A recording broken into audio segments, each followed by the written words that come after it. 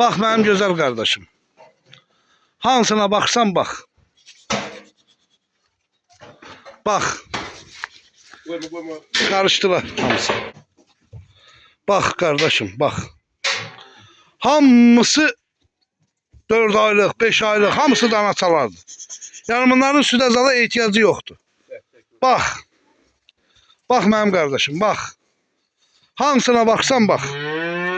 Bax bir-bir, hamısını dənə-dənə şey edilir ki, hamısına sən əməlli baxasan. Bax mənim qardaşım. Hamısını da bəyənməyəsən, onu götürməyəsən. Ha, yəni hamısını bəyənməyəsən, onu götürməyəsən. Qardaş, hamısını bəyənməyəsiniz, onu götürməyəsiniz.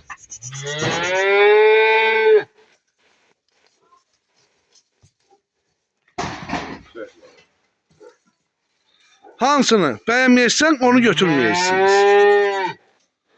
Baxa bilərsiniz. Heyvanın danalarımız dünən gəlibdi. Qardaşım, 1150-dən 1250 arasındadır. Köm götürən olsa razılaşma yerimiz var.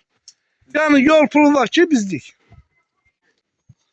Hamısını tam ətraflı çəkirəm ki, mənim qardaşım. Baxasan. Buyur bax mənim gözəl qardaşım. 40 baş dana. 40 baş. Hamısılar ki, ot yiyən danaçalardır qəşəng. Biri birindən gözəl. 20 dənə də içəridədir. Yəni gəl, ürəyin hamısını istəyir. Seç apar, bax.